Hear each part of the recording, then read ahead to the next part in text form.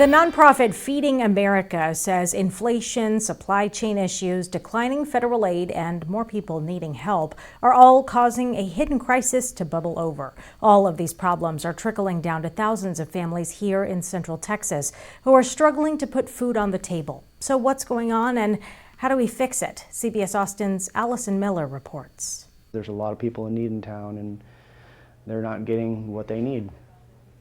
There's a lot of families going hungry right now. Several food pantries we spoke with, including Westover Hills and St. Vincent Depaul in Austin, are fighting to help families this holiday season. I would say it's probably doubled in the past 6 months from what it used to be since we're right around summer. St. Vincent Depaul went from helping 200 people a week to now 800 every week, and they just can't keep up. Central Texas Food Bank needs to be receiving more food from people so that they can get more food out to us. These food pantries get most of their supplies from the Central Texas Food Bank.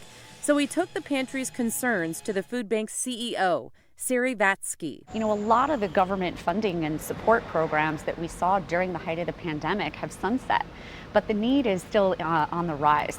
So it's kind of a perfect storm right now. The food bank gets a lot of their food from the USDA, which is also reporting several issues, including labor, packaging, and driver challenges, price volatility, weather, and more. You know, there's nothing worse than having to look a family in the eye and know that they may not eat tonight. Siri tells me any profit they make is going back into buying more food right now, but some of it is earmarked for emergencies and to address the root cause of hunger and poverty. This is something that is both a marathon and an immediate need. It's a sprint right now. So we're trying to solve for short term and plan for long term. Part of that long-term plan is growing their own food.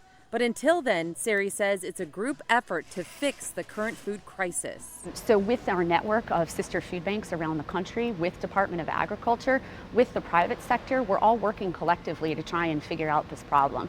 With Christmas around the corner and pantries having to turn people away, the struggle continues. They'll tell us this makes the difference from being able to pay my rent or make a car payment that I need for my job or things like that. Brandy says now, during the season of giving, they encourage anyone who can to donate to the food bank or their local food pantry because the need is enormous. This is a good time. If you're thinking you're doing good deeds, help feed people would be a great thing to do.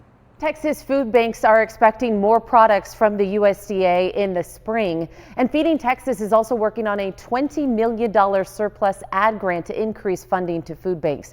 In the meantime, there are several resources on the Central Texas Food Bank's website. You can search for food pantries that are near you.